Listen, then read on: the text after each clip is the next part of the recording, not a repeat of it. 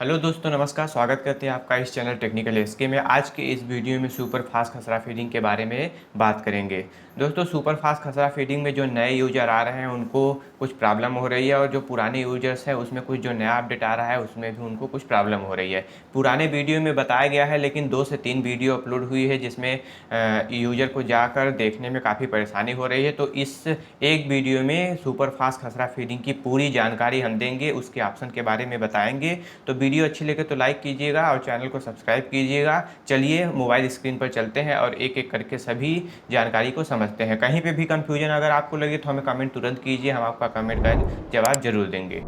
तो जैसा कि आप देख सकते हैं, हम अपने मोबाइल स्क्रीन पर आ चुके हैं। अब आपको करना ये है कि सबसे पहले आप अपने ऐप को अपडेट कीजिए। अपडेट नहीं है, अपडेट करने के बाद यहाँ पे आपको सुपर फास्ट खसरा फीड पेड का ऑप्शन दिखेगा। आज के वीडियो हम इसी के बारे में पूरी जानकारी देंगे। तो सबसे पहले यदि आप प्लान लिए हैं तो कोई बात नहीं, नहीं ली है तो प्लान ले लीजिए। उसके बाद सुपर फास्ट खसरा फीड पर क्लिक कीजिए। जैसे ही क्लिक करेंगे आपको कई सारे ऑप्शन देखने को मिलेंगे।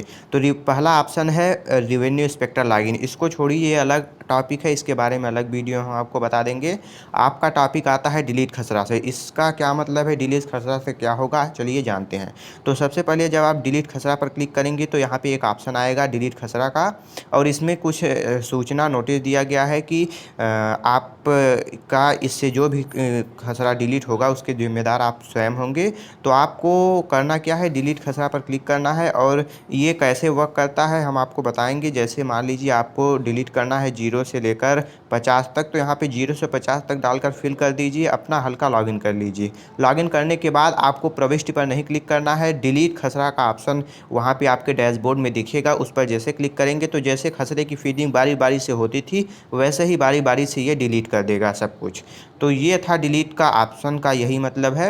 और गेट डिटेल विवरण देखिए, ये जो है विवरण आपके मोबाइल डिवाइस पर आधारित है। ये जो है रियल विवरण नहीं होता है, ये कोई साइट से हमने कनेक्ट नहीं किया है। इसमें आप अपने डिवाइस से जिसकी जितना फीडिंग करेंगे, मान लीजिए आपने जायद की फीडिंग किया 1 से 50 तक में, और उसमें आपका 1 से 40 तक हुआ, उसके बाद किसी कारणवश आपका मोबाइल बंद हो गया या फिर स्विच ऑफ हो गया या फिर किसी कारणवश ऐप क्रैश हो गया, तो यहाँ पे विवरण पे आकर जायद पे जाकर आप देख सकते हैं कि हमारा कितना हुआ है। 1 से 50 तक में आपका जितना हुआ रहेगा टोटल कंप्लीट डाटा में दिखाई देगा वो, और इनकम्प्लीट डाटा में जितना नहीं हुआ है वो दिखाई देगा, और जितने में एरर आया है वो भी शो करेगा। तो ये आपके मोबाइल पर बेस्ड विवरण है, ये काफ़ी मदद करता है आपको कभी कभी, क्योंकि इससे आप देख सकते हैं कि हमारा कितना एरर आया है और कितना हुआ है या कितना नहीं।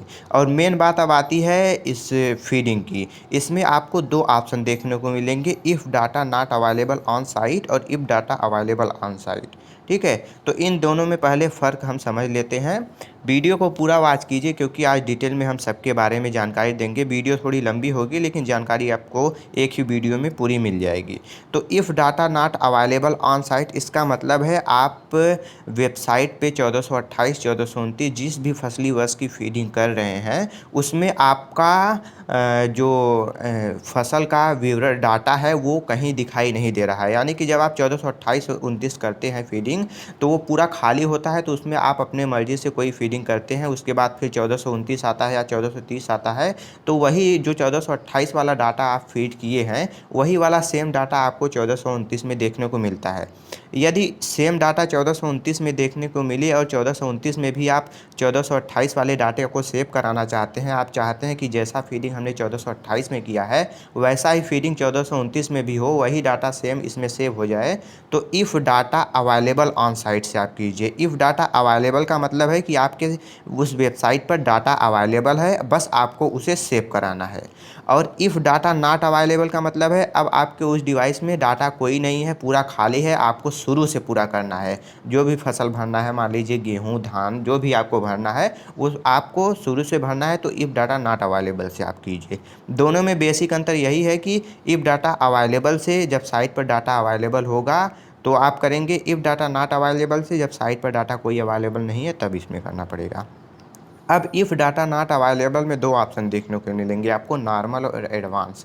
नॉर्मल और एडवांस में काफ़ी यूजर जो है अंतर जानते हैं, लेकिन काफ़ी यूजर जो पुराने हैं या फिर नए आए हैं उनको कुछ कन्फ्यूजन हो रही है। नॉर्मल का मतलब है, आपको एकदम साफ और भाषा में हम समझा दें कि नॉर्मल में किसी भी ऑप्शन पर आप जाएंगे, जायद को छोड़कर किसी भी ऑप्शन में आप जाएंगे तो उसके अंदर प्रत्येक गाटे पर आपको फसल की सूची पूरी लिस्ट दिखाई देगी। उसमें से आपको सेलेक्ट करना होगा अपने हिसाब से। मान लीजिए आपके जो है 1 से 10 तक गाटा संख्या में कई फसल मिक्स करके हैं, धान है और उसी में कई फसल है मिक्स करके, तो आप नॉर्मल से करेंगे तो उसमें प्रत्येक गाटा पे फसल की लिस्ट आएगी, आप अपने मर्ज़ी से सेलेक्ट कर पाएंगे।